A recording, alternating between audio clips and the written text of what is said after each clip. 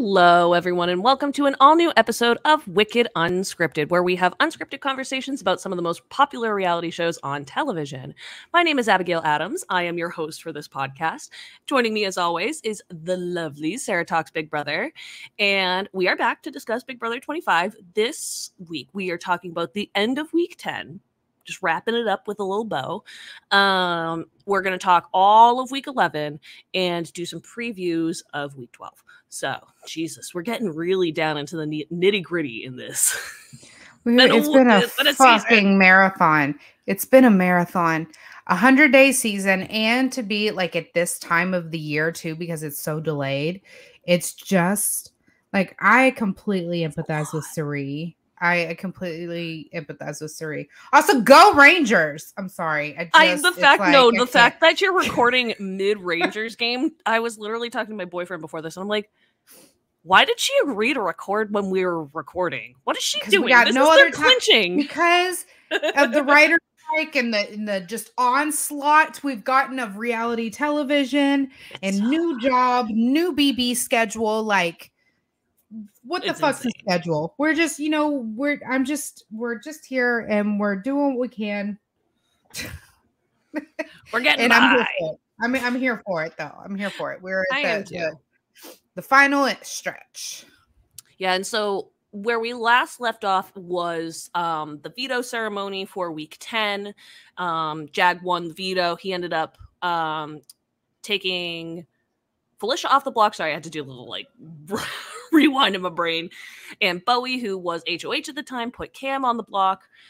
He went out on a 6-0 vote, became the first juror. Finally out of the house. I'm so thrilled. I'm so glad. Like, part of why the season died when it did, because the season's died. Like, I love the season, but at least the live feeds dead at this point. Yeah, Izzy took a lot of the live feed chaos with her. And I feel like after that, it was already iffy. And then Zombie Week just brought everything to a standstill. And it's so frustrating because, things were still going at least decently well at that point. But as a fan, I fucking despised Zombie Week. I despised it. It was horrible.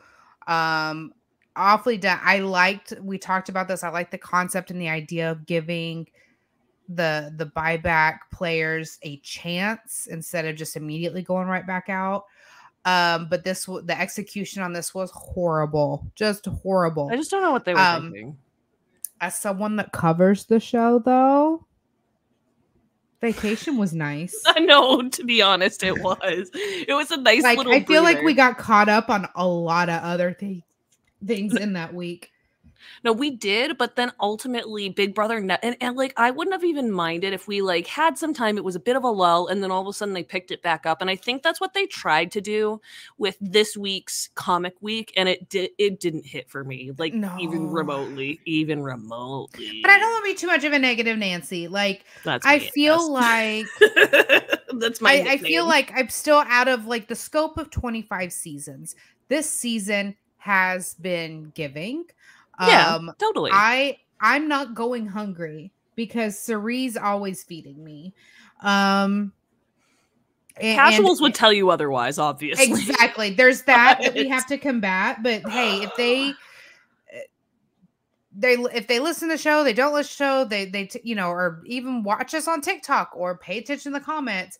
I mean, you're always going to have those people that just want to be blissfully ignorant. I just wish those people would stay out of my comments so confidently speaking with their chest, with their whole ass chest, like they know what they're talking about, to someone who lives in the live feeds and kind of does this.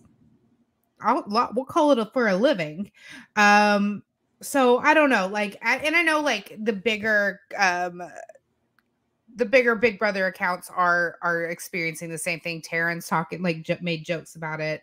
But it is what it is. I mean, I know the truth. The episodes for me are just diary rooms. I'm going to get my DRs to get a little bit more context to what I'm seeing. I don't give two flying fucks about the comps and whatever. But I feel like Cerise's starting to get somewhat of the edit she deserves. but in the scope of seasons, I can't complain too much because out of 25 years, this is going to be up there. Yeah, no, I think that's a good analysis too. I really do, especially of modern Big Brother, because the last modern, yeah, of course. The last few seasons have been such duds.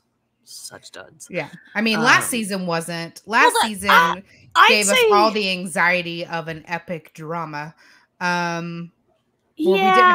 Like it wasn't fun to experience, though. It was not fun, but then it was. And it wasn't fun until it was. You know what I mean? Like, yeah. It had a nice resolution, but like I just wish it wasn't so painful the whole way through, because like it was very painful. I don't mind some stress, but that was just straight pain. Yeah, and then we, the leftovers. Anyway, this isn't about season 24, but like it had all of the elements there of like an epic saga movie, and so season 24 will always be one of my favorites. Season 23, still, I feel like on the better side. The cookout just gave and gave and gave, but everything from between then and like, I don't know, 14 until about 14, like that whole middle section, we were just like, blah, blah, blah. So I feel like we're on an uptick. I feel like we're trending up. People hate hearing that about 16 too. They're going to be like, what do you mean about, no, 16 was, as a feeder, it really wasn't. It wasn't as good as you thought it was. I'm sorry. It was produced.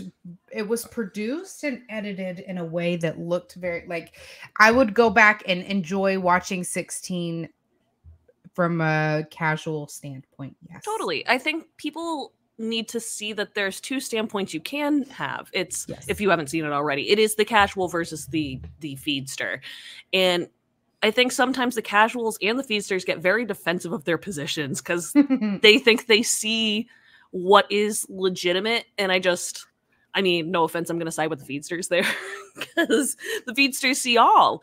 And like, I think it's one of the best things in reality television, why I called Paloma out last year, because like, she was like, you don't see everything. And I'm like, well, we're not acting like we see every moment in the house, but we see plenty to be able to make certain ascertained about those things. When like, fucking Dunstan was saying like, well, you don't see everything. You don't see everything. I'm only speaking on what I literally saw with my own eyes. And what I literally saw in my own eyes doesn't need any more context to tell me that thing makes you a piece of shit. And I'm saying it on the record. So, and I hate that. I hate the argument of like, well, when you're in the house, you do things you wouldn't normally do. Correct. I speak on BB Brain every fucking year. Mean you don't get to get a pass for being a POS. Yeah. That's how that works. But anyway, so for this season, it is. We are hitting a low, but you know what? Like, for as crazy as it was, and the Waffle Wednesdays and the Izzy be Izzy and stuff, Wednesdays. I do miss them, but it was inevitably going to take us to this place where the fewer people, the fewer chaos, the fewer waffling, the less waffling, it's inevitable. And I'm just hoping from this that we could just really highlight the work that, let's face it, the only player that's really playing Suri, that a worthy game. Now, Matt's been doing great to an extent. I feel like he's putting too many eggs in the Jag basket, but that has potential to change, and we could talk about in the spoiler section. I feel like America has potential, but again, it's really, really hard for these players to give us what we need when production is setting week after week after week up for these physical threats to just demolish the way they are with these comps, or to allow, players to win competitions back to back the way they've been doing. So we'll get into that. Yeah. So I feel like if production setting them up in a way that why would anyone want to make a move against anyone because they could win out and you'll be gone. Like, you're not safe to do that. There's no way out for you to do that until you have power. And until that happens, like, you can't make any moves. You just got to do what the power wants. And that's a production flaw, especially in recent seasons. It's so frustrating too. It's just, You'd think they'd see it after years of us calling it out. I think that's just at this point wishful thinking. They've literally gone the opposite way of what we've been saying. So yeah, let's get into it. This is Comic Week, aka the downfall of AmeriCory. This was, if you are fans of AmeriCory like we are, it was a rough week. Especially, I'm not gonna lie, watching some of the episodes and seeing how absolutely cocky that Corey was, and he was literally just like, I'm getting through next week, I'm gonna be getting Jag out, and I'm like, oh, for fuck's sake, oh, this is looking and he wasn't like bad. that. He's so good. He was so good, and he had so much potential. He was my winner pick. Corey was my winner pick, and it just he got very, very comfortable.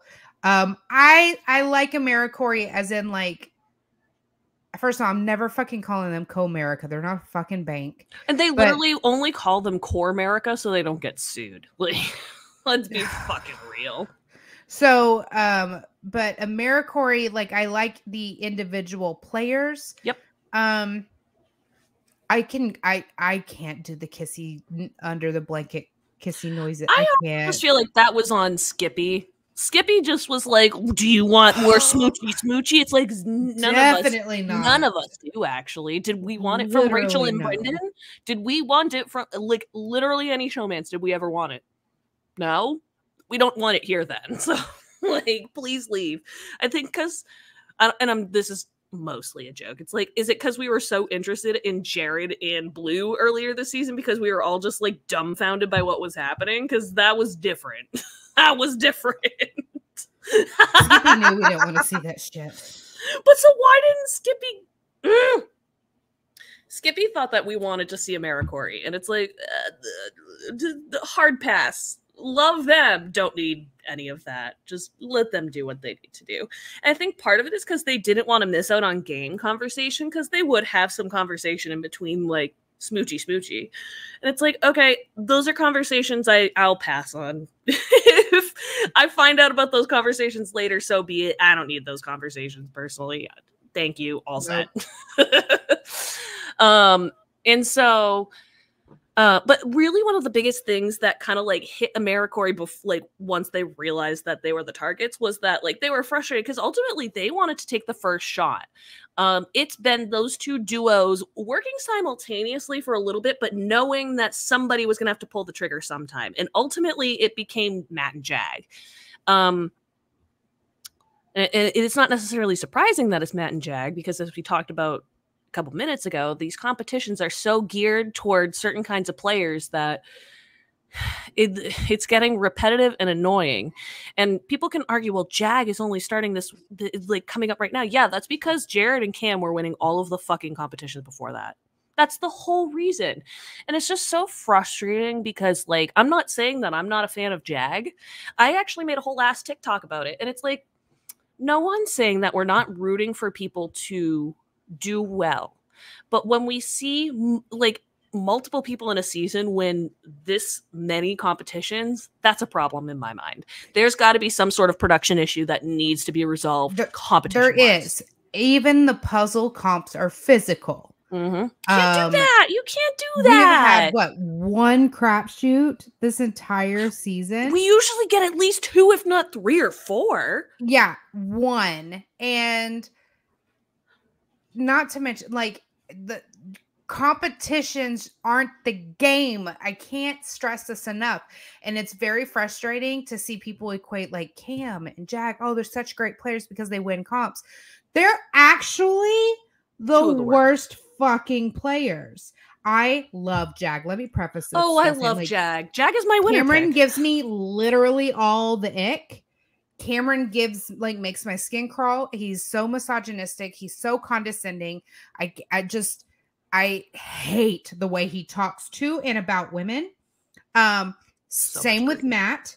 Yep. I'm sorry, like, he might have gotten quieter this season, but, like, it's there, and they're not going to show that on the edits. Silent misogyny is a bitch. Oh my god, But Jag, one of the nicest men ever. I love him. So sweet. Love Jag. He's really fucking awful at this game, guys. He is terrible at this game. He's making terrible decisions. He has terrible reads on the house. He has terrible jury management skills. He is terrible.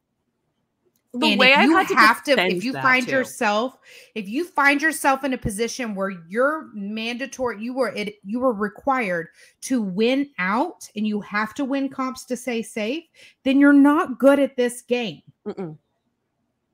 And I think people see that and they're like, but they're saving themselves. They're doing these things. And it's like, you and I even talked on our recent Patreon episode. So if you are not a patron, our patrons, you gotta join us. But like one of the things we were talking about is, fuck, I just lost my train of thought. That is ADHD for you in a nutshell.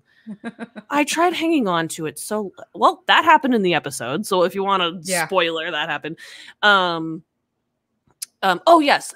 Just because somebody is like a good competitor, a lot of times they'll put on this facade, especially in the episodes, that like, oh, they're playing such a great game, and it's in reality they are actually making genuinely terrible reads of the house, and it's frustrating to have to argue these points all the time. And it's not like I get that it's like the casuals are not getting all of the information. And so I'm not trying to necessarily direct all of my anger toward them because it's not their fault, unless they're just like not going to listen to what we say. Because like a lot of times people will just ask in TikTok comment sections, right? And they'll be like, why do people not like Cam?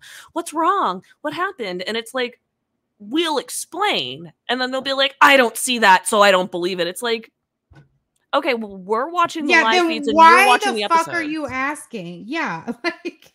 But that's the whole point. And it's like, if you don't want the answer to your question, don't fucking ask it. Because at that point, they just want to instigate. On the episode something, because like we've talked about this. I think we talked about it on the Patreon too. But I'll tell you guys, I have a lot of people who are in my subscribers. We have a subscriber live trivia night. And there's a theme. And one of the themes was BB drama. And I had a question in there. And it was alarming how many people who are super fans of the show and currently watch the live feeds didn't know that Derek Levasseur, your golden boy Derek, went the fuck off on Victoria to the point where he was yelling at her, "You're taking food out of my daughter's mouth." And she cried over it for 3 days. And production edited it in a way to where she was crying about everything but that. Yep. And no one knew about it. And that, like, if that it is a complete opposite to how they portrayed him on the show. And it was a live feed moment I will never forget, which is why even in the live feeds, they will cut away from things like that now. Not quick enough. A lot of times, but they will now cut away from shit like that because it could ruin whatever bullshit they're trying to sell us. And so when I tell you guys that Matt and Cameron are misogynistic and problematic and there's shit coming out of their mouth that's icky, don't ask me, what do you mean? If you're going to tell me, oh, well, if it didn't make the episode, it doesn't count. Mm-hmm. Especially like, they're not going to show Matt quoting Andrew Tate on CBS. Just saying. They're really not going to show that. And that was the moment I lost all respect for him. I'm not going to deny there are certain Mine parts was of the even game before he's playing that. well, Mine was like, how disgusting he was talking about America. The Q-tip stuff. And he's still pulling that this week, which is absolutely ridiculous. Like, and he's clearly holding a grudge over absolutely nothing. All because of shrine to Riley, who was there for 2 fucking weeks. It's literally like Gina Marie, just on a lower scale. It's literally like Gina Marie. I'm sorry. And oh, Nick, I miss Nick. And it's like, it's the same goddamn thing. It's just he's doing it in a more reserved, manly way. Yeah. The way that Andrew Tate would respect it. But he's going to go back and get the bitches because that's quite literally, he has said stuff like that. Yeah. Calling women, and not just referring to anybody, but like when he's talking about getting people out and being like, talking about getting certain women out. It's like, yeah, we're getting the bitches out. And it's like, yeah. Oh, really gross. It's a choice of words. Choice of words. So we have 2 powers. Let's jump a little bit back into this week. And we'll do a bit of a recap. Not a ton happened extra on the feeds this week compared to like other week. I mean, it's just slow. I think it comes back to everything's just been so damn slow since Zombie Week. But Yeah. it doesn't mean there weren't things that didn't make the episode at all, but just not nearly as much of like juicy stuff that we get to tell you anymore because No, but we had an invisible HOH who wasn't fucking invisible. That was so frustrating. That gets to play in the next HOH and doesn't have to throw it the way Claire did. So stupid. I'm sorry. No logic. But like this, oh, they said it. I think it was on RHAP, but they're like, the rules should be you have the opportunity to be an invisible HOH. If anyone finds out about it, you're no longer an invisible HOH and you cannot compete next week. If you want to be invisible HOH, you can be invisible HOH and we will help you cover it up by allowing you to play and potentially win HOH again next week. There you go. If anyone finds out about it, the power's null and void. And he gets this opportunity to have nominations blood free, and he nominates the whole fucking house and gets the most blood, but he nominates the whole fucking house after telling everyone he's the fucking HOH.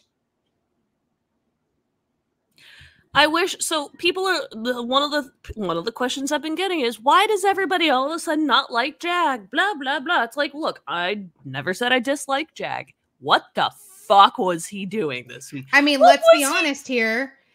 Production kind of set him up for everybody finding out anyway and suspecting him and him having this loom over him for the rest of his game if he didn't own up to it or if he lied about it, and then that being used against him because they made it a physical comp. It was BB Comics, and then they announced the winning time of 8 minutes and 30 seconds. Suri immediately saw that and went, oh, fuck, Jag's HOH. Cool. Like, knowing I just played in this comp and I see the winning time. Yeah, that's fucking Jag. That's Jag. Like, Suri clocked it immediately. Everybody else would have. And not to mention, you only have a few people left in the house. So you have an invisible HOH who has to be good at physical comps and they can win by 8 minutes and 30 seconds. And then the 2 nominees are neither the physical threats, Matt or Jag. So that leaves your pool of suspects to 2 people. Two. We had 2 people. It could have been Matt, could have been Jag. And most likely people ruled out Matt because they know Matt isn't great at like puzzly stuff. Besides like the building puzzle that he did with Cam, which is a little different. Like they're like the memory kind of things. They're like, yeah, that's not his thing. So so Jag, cool. Like if they would have had it a crapshoot comp where literally anyone in the house could have been it, that would have been more believable to be an invisible HOH. Do I think Jag would have still kept it to himself? Absolutely the fuck not. But at least then we could put 100% of the fault on Jag. At this point in time, I'm giving 60% Jag, 40% production. 60-40 the other way. 60% production, 40% Jag. Hey, whichever way. He did ultimately put up Felicia and Blue. Those were 2 of the only people at the time that did not know he was HOH when that happened. And to be clear with the timeline, nominations happen like less than 24 hours after the HOH is crowned, or that we find out the HOH. Actually, no, it's HOH is crowned because just ignore me. And so it didn't take really that long between noms on Friday and Power of Veto on Saturday for Blue to realize who the HOH was and who put her on the block at first. And I think what frustrated me was the edit this week, really in particular, was like they were like, well, we don't want the casuals to know that the invisible HOH was spoiled, so we're just gonna pretend that it's a thing. And like, yeah, Blue didn't actually technically know, but she had an inkling that it was Jag from the get. She just didn't get it from his, I don't know if she got it from it, I can't remember. But she didn't find out until like in between nominations and the Power of Veto competition. So, and then Felicia didn't end up finding out until afterward, but that was just because she had solitary confinement. But she and Suri already had an inkling. They already knew that was the whole reason that she went up to Jag and Corey, because she did. Like, she knew it was one of them. So it just was so poorly put together, and it's so frustrating. It's giving Split House Week from last season, where it's just like, this is the worst late season twist you could give us. Like, why are you bothering? And then to stack this with a double veto. I like an invisible HOH. I like a double veto. I like both of those twists a lot better when the pool of suspects is at least 10 people. And they're split up. I'd like to split them up. Yeah, like, and not at the same time. Because now you're only dealing with like a handful of people, and you have an invisible HOH who's supposed to be able to stay invisible, and they have to nominate 2 people. Now you have the potential for them to have to nominate 2 more people. So now there's 0% chance that he can stay invisible if both vetoes get used. So it's not rocket science. Just to sit down and look like, what will this look at this week? We'll have this many people left.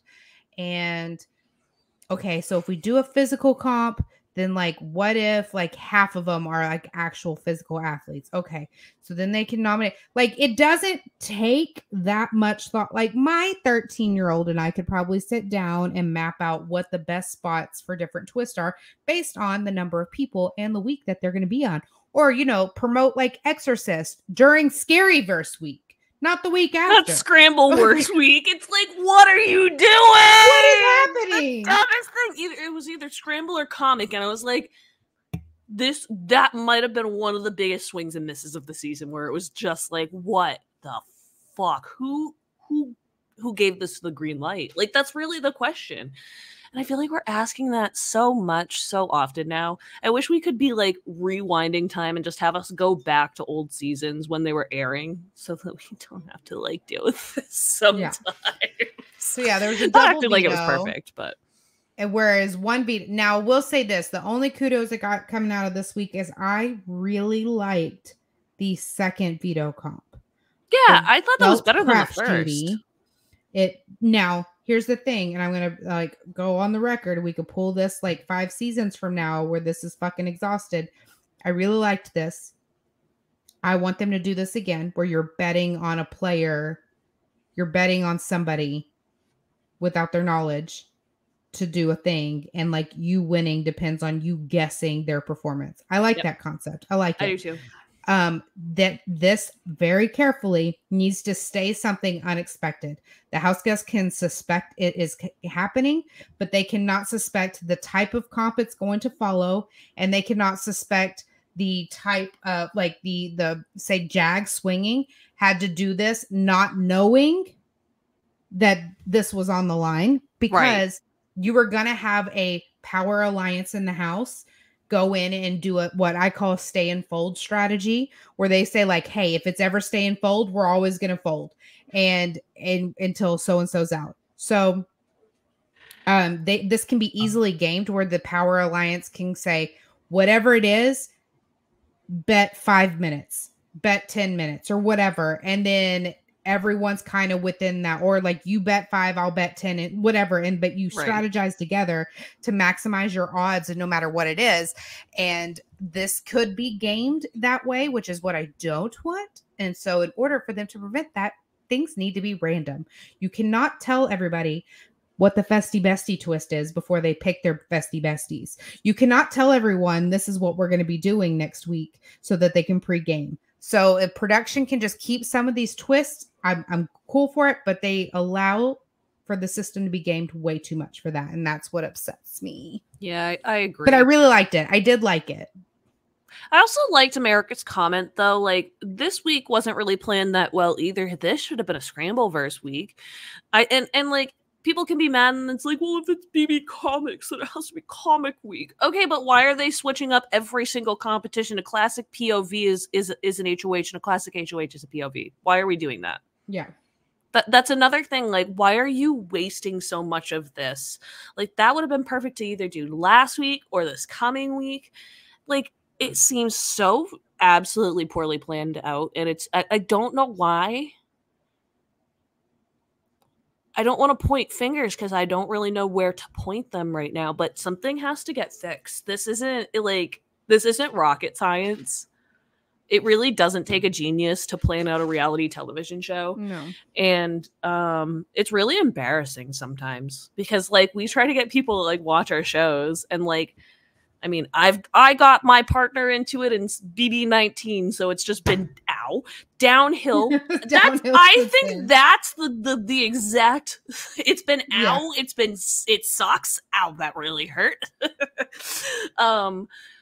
But it's like it's just been downhill. And I mean, you've had some like ups and downs, but trying to keep up with seasons, are they fully watchable every single time? And it's not that I didn't enjoy BB23 and I might not run it through a different time, but was it easy to watch every single week? It wasn't really always the most entertaining to follow. There were ebbs and flows in that season. And I feel like there's ebbs and flows in just about every season. So I mean, I don't know if you can really pick one out over the others, but the twists were getting good there, and then they just fell back on 24, and it's like now all of a sudden it's just like, well, we have the right twists but we don't know where to put them, and it's like, who the fuck is running this show? Who left? Who the writers.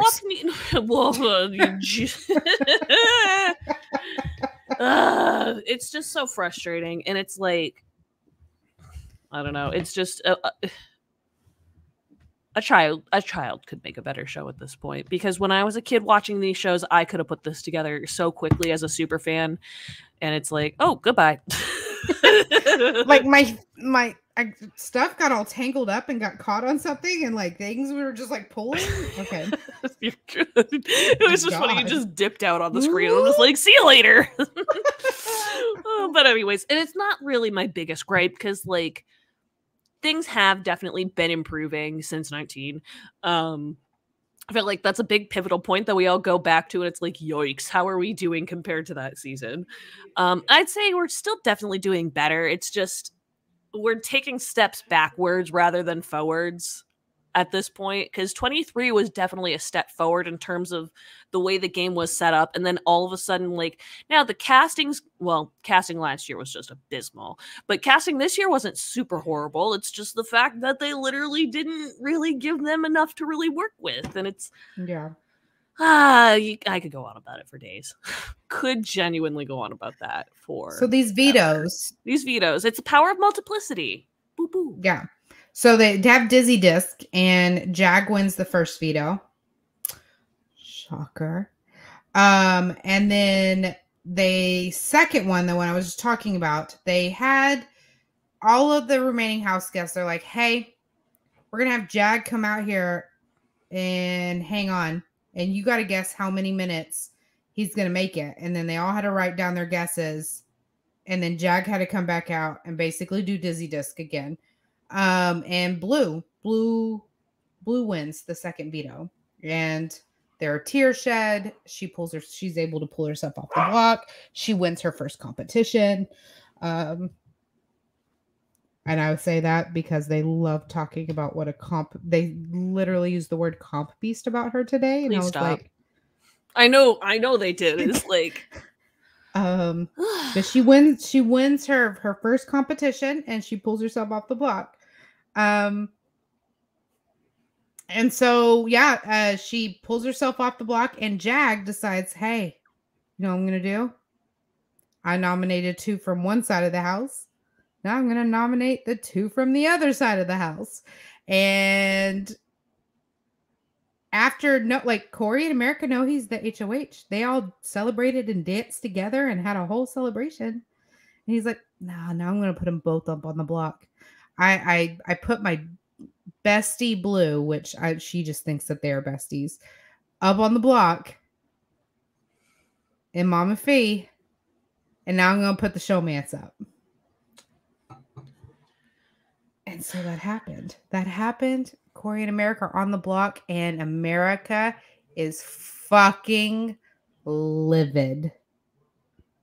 Well, it's because she screwed up, and she knows she screwed up. And I love America, but like, she fucked up this week, because the whole reason they ended up on the block, well, it's not the whole reason, but a big part of the reason, and it justified why they wound up on the block, is because America went to Blue and was like, just so you know, you are the target. And just so you know, they're not your best friends. And Blue not believing that is just like, I'm gonna go tell them. So it's like, Blue's another. She's could be a case study. We're gonna talk about her. I'm a brand strategist. That doesn't mean anything. I'm so sorry. She's like going around right now being like, I'm a brand strategist. I'm a brand strategist. That's my secret. It's like no one gives a shit. If you told me that in the house, I would be like, wow, tell me more. What else what does that do for you? So like game? I don't even like we'll get into Blue, but like America trying to play a game. She's playing a certain kind of game, but it just she has to know her audience. But I liked Corey's approach. Corey's like, I was gonna put Jag up. Like if I were Jag, I would be putting me up. I was gonna put him up. This makes sense. I don't like it, but it makes sense. America has a right to be upset. And I will go on record saying that America has a right to be upset. Jag does not have a right to be mad at America for being mad. Yep. Wholeheartedly. You put her on the block, she can be mad at you. You acting like she is childish, immature, or whatever because she is upset that you cost her $750,000. Like that's a little high and mighty of you. I'm sorry. I don't care who the fuck you are. If you cost me $750,000 and a waste of 87 days of my life, I'll be a little pissed too. I'm gonna be pissed too.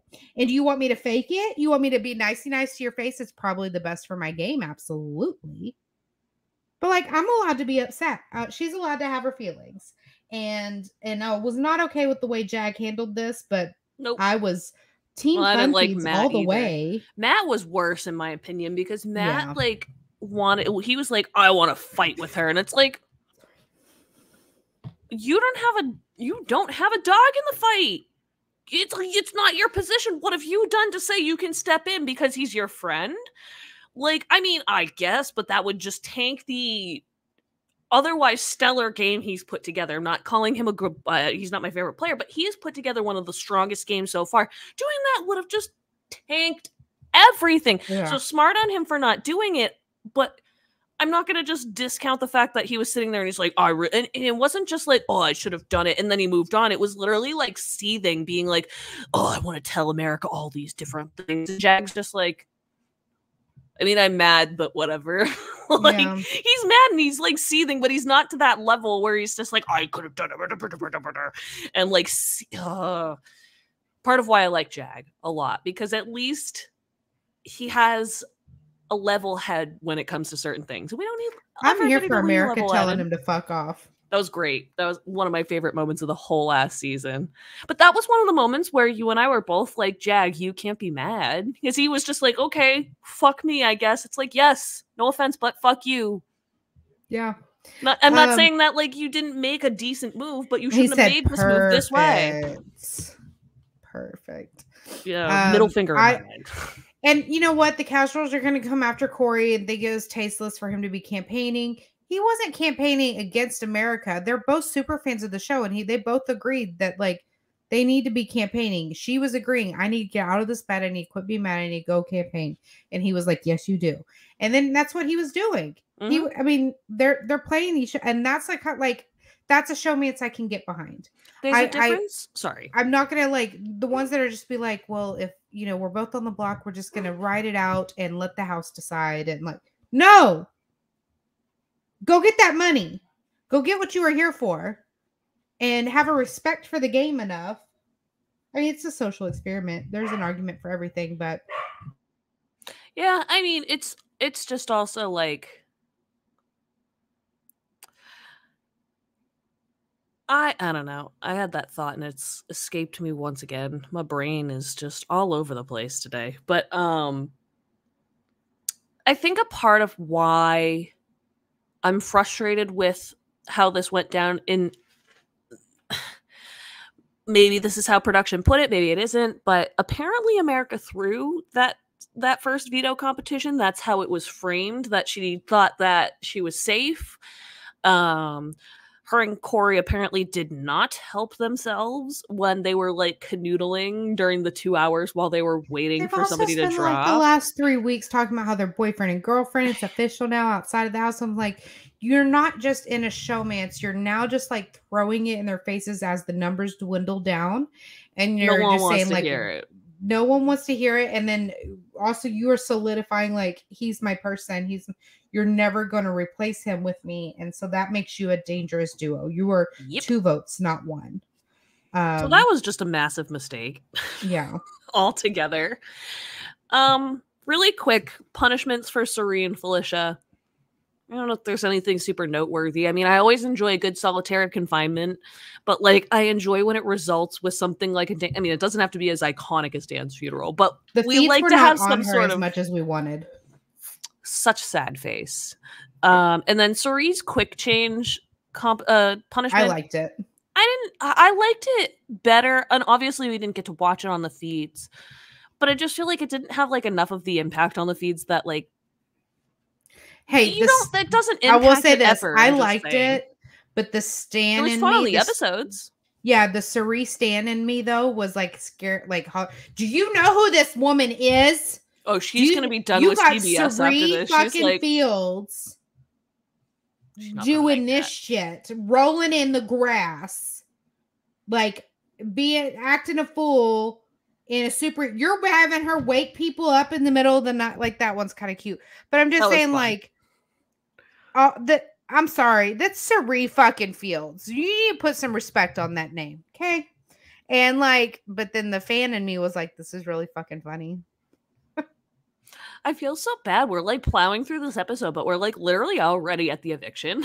Like that's how much these twists could have given us so much more to talk about, and instead it just was like.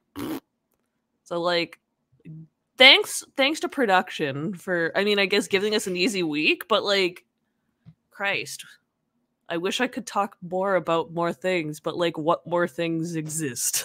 There isn't much. Not for this week. The last thing I'll mention, so obviously Corey goes home. I believe it was a 5-0 vote, right? It was all unanimous 5-0. I really liked that Corey echoed something you have been talking about. And he said this in his exit interviews. And I'm going to go pee real quick while we do this. So why don't you tell them about why you think that he is right, and I agree, when it comes to people comparing him and America together, and they're saying he's such a stronger threat, he's a much bigger threat, and he's like, I am not much more of a threat than America. I got lots to say about this. So yeah, I'm sorry, that's the most misogynistic thing I've ever fucking heard, and not from Corey's mouth. The way that this is getting twisted, and I'm sorry, there's a certain TikToker out here that's completely twisted this shit up. Corey was not saying that in his exit interviews to be misogynistic. He was calling out the misogyny, which he has done all fucking season, and that in no universe was he a bigger threat than America, who almost won the pressure cooker, who the only reason didn't win the pressure cooker, she bowed out, has come in second, who has been performed better in these comps than Corey by a million miles, by a long shot. And these men saw these two, knew they were the showmans, knew they needed to break it up, and refused to see America as a bigger threat than Corey, is pure misogyny, because they are not going to allow themselves and their brains to think of America as a bigger threat than her male counterpart. And that is completely fucking just rooted in misogyny over and over and over again. And the fact that people are taking Corey's exit interview shit and twisting it up is really infuriating me. And I actually have a mutual that's doing this, that if I had I'm getting ready to step into the DMs because I can't, like, it's Corey's done nothing all season but stand up to misogynistic shit that he sees and hears. And for that, he is an absolute big brother hero to me. I have mad respect for him, and I have called out and shared clips over and over again when he has done shit like this. And to twist his words in his exit interviews to make it to where he's the culprit is so fucking wrong. Matt and Jag are the misogynist in this, mostly Matt in this case, because Matt was the one that insisted that Corey was the bigger threat. There's no factual evidence. No, there's nothing. There's no statistic evidence at all this whole fucking season that backs that up and supports that. As a matter of fact, Corey is more game mindset, and Corey is the one that could be a little bit more pliable to working with you or making a deal with you, whereas America has like made it very well known she is out for blood and she's going to gut you for putting her on the block. So the math isn't mathing. The math isn't mathing. You saw Corey as the bigger threat because he has a dick. Yeah, and also that like you could just like accept the fact, not you hypothetical, that they could accept the fact that Corey had an interest in going after them. You know what I mean? And like that's kind of what it feels like, is like not only is it just a big, like they see him as a bigger threat because they're like, well, America would never come after us because it almost feels like she's not smart enough to. And it's like, really? Yeah. Because like ultimately that's what this argument comes down to, is is somebody smart enough to make the move? And are they calling her a coward? Are they calling her unintelligent? Are they calling her both? Because ultimately when you're insinuating that Corey is much more likely to do this than America, that's kind of what the message that you're sending is, that she is inferior in all of these ways. And in all honesty, she's not. She's half the reason that half of these ideas even got presented to Corey. Corey was on board and he was like, absolutely. And he created his own fair share. That's what makes a good duo.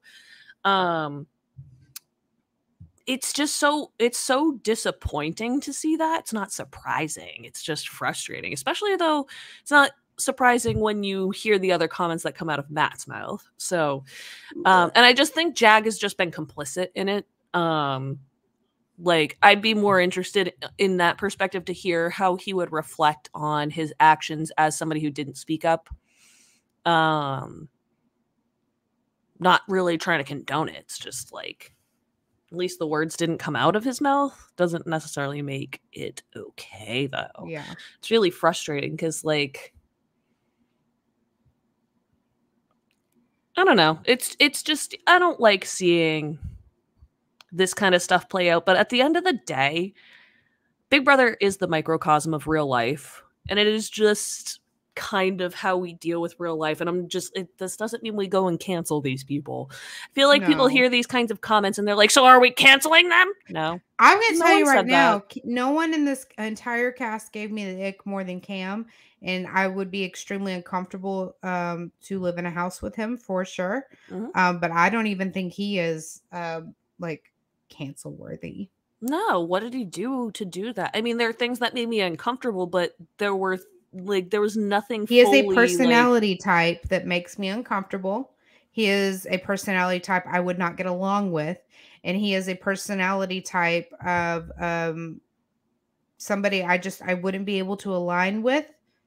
And therefore he is just somebody that I'm not going to like hang out with. That doesn't mean I need to have his whole life destroyed. Mm-mm. I can choose to not support somebody, and this is for me, this is me speaking as me. I can choose to not support somebody and not want their life ruined. Like, Daniel Durston? Daniel Durston's a different story. Fuck that guy. And if he sees this, he's going to be like, I don't care. I literally don't care. Because not only was he absolutely fucking awful, he came out of the house, said he was going to learn from it, and just doubled down. And he's like, you know what? I'm going to be a villain. I experienced it firsthand. We just covered top 10 BB villains. You wouldn't have made top 50, motherfucker. He wishes. He probably sees that shit and he's like, the fact that I'm not there is just so disrespectful because I was clearly one of the biggest villains of all time. It's like, no, you're just stupid. You literally just didn't know how to play the game, and it made it fun to root against you because you were also mean. If you want to come after him, that's whatever. I don't condone like doxing or anything crazy like that. I'm just saying, like, when we're talking cancel, like they should go away and never get any kind of BB airtime ever again. That's what I'm talking about. I don't think that that's the case for anybody from season 25. Mm-mm. I have personal Even beef with that Jared. man. Even Jared. I will go on the record to say that Jared has a lot to learn and grow from. And I think he's shown willingness. We have to see how much he's absorbed it, though. yes, There's a yes. difference. But And I'm I think with you. I think Red is just ignorant. Like, I think that he truly I wanted doesn't to give him understand. so much more. I'm listening to his lives every now and then. I feel like there's an ignorance there. Well, him and Turner, and I'm sorry if there are Turner fans on here, but they very much just validate each other, and like they're obviously casuals outside of the game. Yeah. Like this week, and I don't care if I put him on blast. It was the dumbest comment he could have made. Turner literally was comparing Cerie's game to Derek F's game from Big Brother 23, and he got destroyed on Twitter and TikTok. And he's like, I'm sorry, why are people being so mean? And it's like, that was the most ignorant comment you could have made. Yeah. Where is the commonality? And name it. Because if you're only watching the shows, you're just going to be like, because she sits around, doesn't win competitions, and she skated to the end, which is such bullshit. First of all, just in general. Second of all, if you know who Cirie is, you know that's never been her game. That's not who she is, and that's such an insult. And he's just like, I don't know why people are so mad at me. It's like, because you just talked out your ass. You're a casual, and you act like you know everything because you were in the Big Brother house one time. That doesn't change your casual status. Same to Red. Same to Red. And I'm not trying to be a jerk because I would like to be able to have conversations, but it's like, yo, that's just not you. It's not it. It's not it. Yeah. So anyway, Cory was evicted. And that was how he responded with those comments about being, I mean, there were lots of other comments, but I feel like that was really the one that stuck out most to me. I'm really glad that question was asked because it was really important to that was what I tweeted that night before the eviction even happened. I said the fact that Cory is going home over America and being seen as a bigger threat than America is 100% male ego driven. That's why I thought of you when I saw the exit interviews come out, and I was like, Sarah, she said this, and it was really great. He was really humble coming out of the house. He seems to have been really humble. So kudos to him. I'm really excited to see what happens. He has my vote for any sort of all-star or just returnee season. Please bring him back. Please give him a summer off. Not next year. I don't care what we're doing next year. Give him a summer off. Any other year after that, please give us Cory again. Please just give him a year to just decompress. Because we've seen in recent seasons that it's much harder to jump into this type of game season back-to-back seasons versus back-to-back seasons in the old days, because different, less days, different kinds of competitions, different social dynamics. It's totally just genuinely different all around. And then we enter week 12. We did not have a live HOH. We had to wait. I'm going to put up our spoiler alerts from here on out. Bloop, bloop, bloop. And so none of this is actually aired on the episode yet. We get that tonight. We're recording tonight on Sunday. So technically you guys will have it by the time this goes up, but we don't have it this moment. We know it's a Johnny Mac HOH competition. I thought he had been, like, when we were on live together, I thought he had been like canceled by like CBS itself, but like apparently not. And I'm just like, oh, okay. What multiverse am I living in? This is not spoilers. We have. We've seen this, right? No, well, we're coming. What is this today? What universe is this? No, we're going on the spoilers in this second, so you can just put it back up. It's like just I was just we've seen the HOH at this point, and all I saw was the Scooby-Doo doors. Everybody going in the doors. I like this comp. I liked Johnny Mac. That hair, man. Oh my God. No, we did watch this. I watched the second half of the episode. Today's Monday, and I'm just. It's fine. I'm having a day. But yeah, we saw this last night. Johnny Mac was on the screen hosting like KSAR style for the That was another prediction I had that came true. Um, I'm surprised still, though, that they even, after all the things he said about certain things, but we about get demented CBS, dentist, and we don't even get a laugh out of him. dumb. We don't even get a Johnny Mac yelling DR. No, but I liked it. I liked the idea of the comp. I liked the going to the rooms and memorizing. I was very surprised they literally had every winner up on the board to choose from. I immediately saw this comp and would have been like, I would be the one asking questions. Wait. Can we take the cards out of the room? Because I would have just stacked all the cards with me. And if I can't take them out of the room, here's what I would also do. If you can't take them out of the room to like whatever and then run it back, then I would have separated them by number of gaps and cracks. And then known like, okay, this one's 4 gaps and 2 cracks. Okay, so that's like stack A. So we are and then you would just have that stack to go through. But that's just me. No, it seemed like it took a long time. No, to the point where I was watching your Rangers last night over Big Brother, which is why I haven't caught up. I was watching both. Kudos to you. I should have done the same. I was watching both. So yeah, and shocker, in a surprising twist that no one saw coming, Jag has won the HOH again, making this I'm so tired consecutive competition. He has won. That's right, boys and girls. He has won the last 5 competitions he was eligible to compete in. It's not fun. It's not fun. This isn't what we want. I don't want this. If this is what Big Brother is going to become, it's going to... No, and I'm not mad at him. It's not Jag's fault. Like, I don't want this to come off as like, Jag, you should have won, blah, blah, blah. No. Well, he should have also had the intelligence to throw a competition here or there. But he also said, like, this is illegal in the Big Brother to win 2 back HOHs. We're like, yeah, you're fucking telling us. Yes. But yeah, I mean, this is a production issue. One, you should have never allowed him to win 2 HOH back to back. 2, take physicality out of these comps.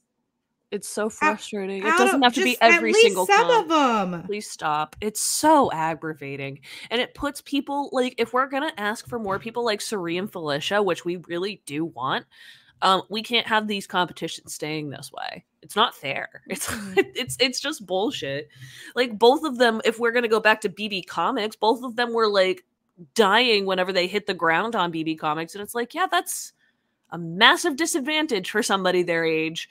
I'm not saying don't do BB Comics, but like, let's make things more accessible. You have right. Stay or fold. You have the counting competition. You have the days competition where they literally just had to hit a certain combination of things like 10, 5, 1s, whatever. That's not physical. It's mental while it gives you something dynamic to I get it. A true false competition is not riveting television.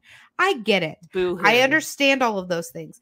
But like the comp with the face morph comp, things like that. Those are good television comps that's going to give you the footage that you want that aren't overly physical that really anybody could get.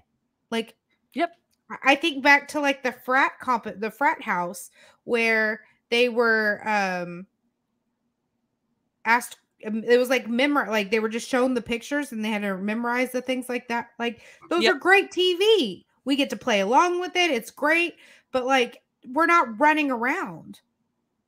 It's not compelling television to watch somebody put together a Caitlin puzzle. It's not compelling television to watch somebody count a jar of candy.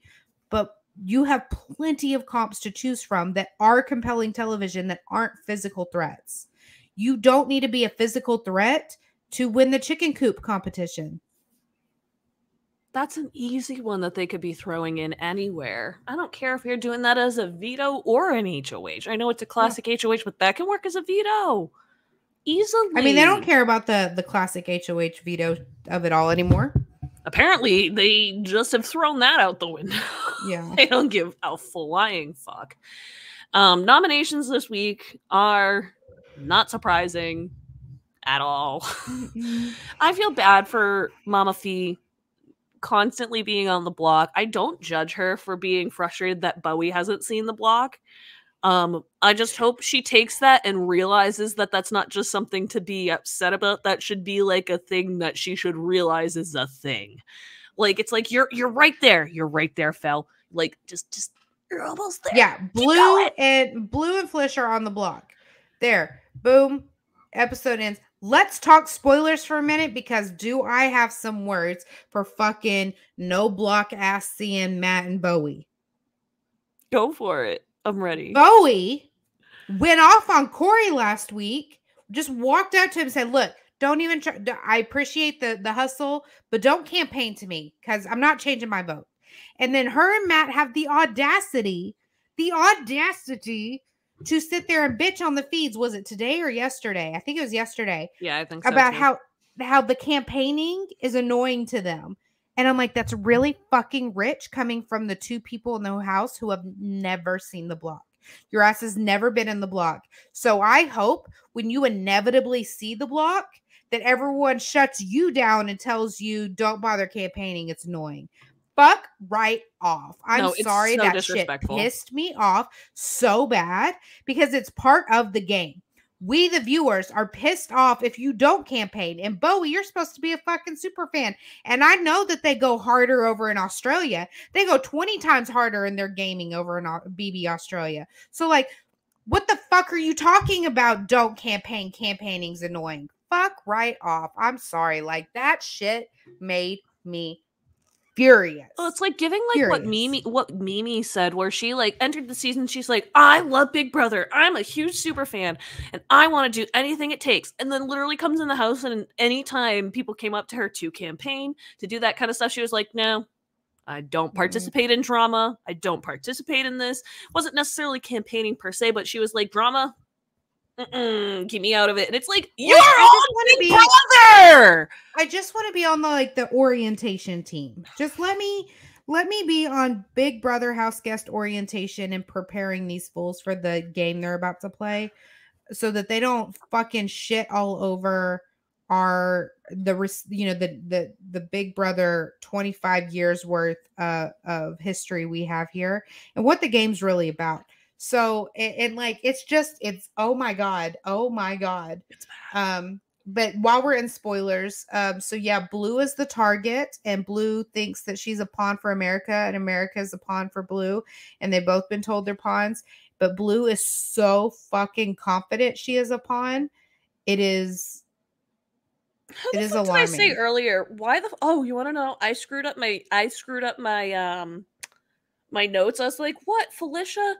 And I knew Felicia's not on the block this week. It's just my brain was not functioning with my notes. So you're fine. Sorry. I heard American Blue in my brain, so I was not paying attention. Kudos to anybody who's listening and caught that and was like, no, because like, correct. You are correct. I'm just, yeah, no, it's American Blue, and Blue is the target. Both are convinced the other ones are the target. And I was wrong too. Demented Dentist was not the 5th competition a row Jag won. It's actually the fucking veto. Yeah, it's the 5th veto in a row. Isn't it 5 vetoes in a row, or is it 5 comps? No, 5 comps that he's been eligible to play in. He's won in a row. Yep, and because he won the veto. Surprise! And they kept noms the same. And I swear to fucking God, guys, we are not drunk. No, I intentionally hit my head on my fucking microphone because I'm that irritated. It's fine. We're just swinging a miss. You know who's not swinging and a miss, though? My Texas Rangers, who are up 4-2. But anyway, girly, yes. She's like, so we gotta get off this podcast, bitch, because I gotta go watch my. We're honestly, and we're getting kind of close to the end. We do want to save a little bit of some of our conversation for next week. We don't want to get too in depth, but this is still a wicked fun conversation. I could literally talk about America. Like, I mean, the fact that like they both think, America and Blue think that each other is the target. Mm-hmm. One is obviously at this point much more wrong than the other, but America is not out of the woods yet. And we did we're recording after the power veto ceremony. power veto was not used. Nominations are staying the same this week. But she's not out of the woods. And it's because and a lot of it, and from what I can tell, is because Matt just genuinely has some level of disdain for her.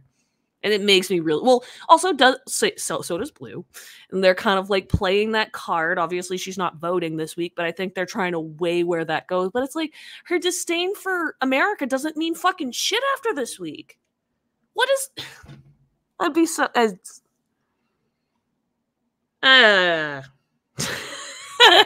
so much.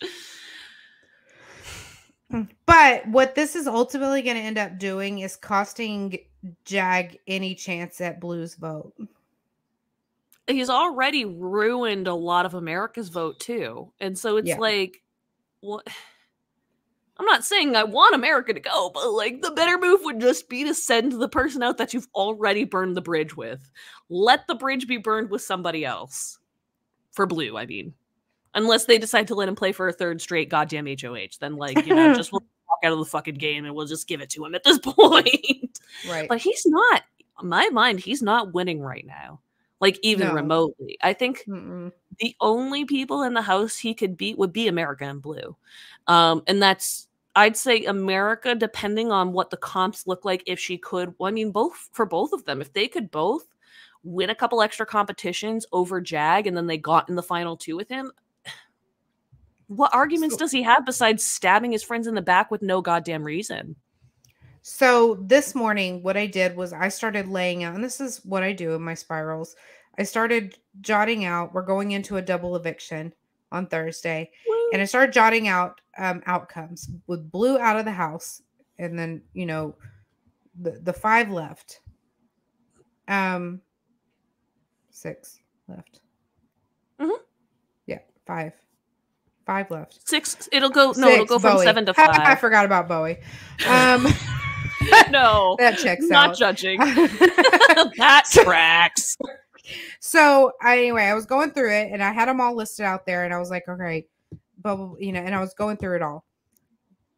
What would get Matt Jag out of the house? The only thing I could see remotely being possible would be an America HOH, because let's face it, we could talk Suri, Felicia HOHs all day long, but the chances at final 6, Big Brother having a crapshoot HOH is like, it's not gonna fucking happen. So it's gonna be a physical HOH. If America pulls this one out, she puts up Matt and Jag.